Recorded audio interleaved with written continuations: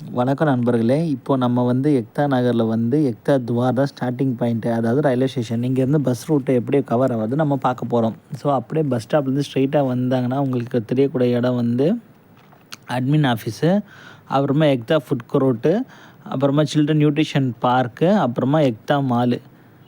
இப்படி தான் வந்து நம்ம ரூட்டு போகுங்க.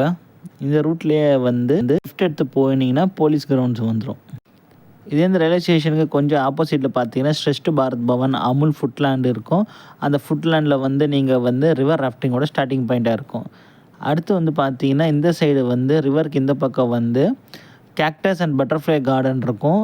அந்த பக்கத்தில் வந்து பார்த்தீங்கன்னா அதை தொடர்ந்து ஜர்வானி வாட்டர் ஃபால்ஸ் போகிற வழி இருக்கும். இதுக்கு வந்து பேரல் ரோடில் வந்து பார்த்தீங்கன்னா வேலி ஆஃப் ஃப்ளவர்ஸு, டேமோட வியூ பாயிண்ட்டு, இந்த இடம்லாம் வந்து இந்த ரிவருக்கு வந்து பேரலாக இருக்குங்க. Maze garden, glow garden, dino trail, zoo இந்த பக்கம் தாங்க இருக்குது.